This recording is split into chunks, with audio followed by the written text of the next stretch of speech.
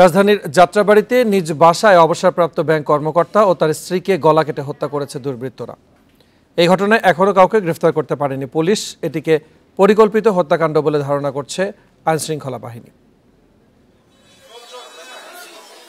বৃহস্পতিবার ভোরে বাসার পানির পাম্প চালু করতে দোতলা থেকে নিচে নামেন অবসরপ্রাপ্ত ব্যাংক কর্মকর্তা শফিকুর রহমান। এ সময় দুর্বৃত্তরা ধারালো অস্ত্র দিয়ে তার ঘাড় সহ শরীরের বিভিন্ন জায়গায় আঘাত করে। এতে ঘটনাস্থলে মৃত্যু হয় তার। এতেই থামেনি হত্যাকারীরা। বাসার দোতলায় উঠে হত্যা করে শফিকুর রহমানের স্ত্রী ফরিদা ইয়াসমিনকে।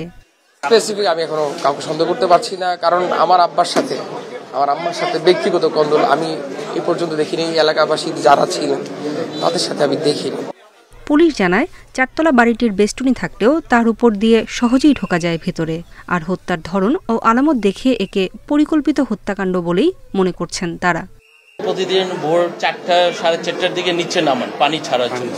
আমাদের ধারণা উনি যদি নিচে খুন হয়েছে তখন হয়তো নিচে আসছিলেন, আর তখন নিচে আসলে তো স্বভাবতই উপরের বাসাটা খালি থাকে।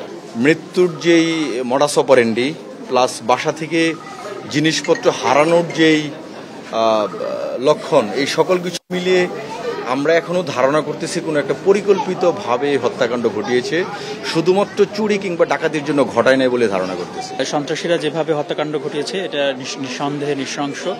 তো আমরা কি কারণে, অর্থাৎ এই হত্যাকাণ্ডের মোটিভ কি, সেটা বের করার জন্য আমরা আমাদের টিম কাজ শুরু করে দিয়েছি ইতিমধ্যে।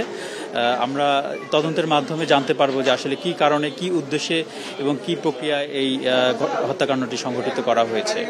হত্যাকাণ্ডের কারণ অনুসন্ধান ও জড়িতদের শনাক্ত করতে কাজ করছে আইনশৃঙ্খলা বাহিনীর একাধিক সংস্থা।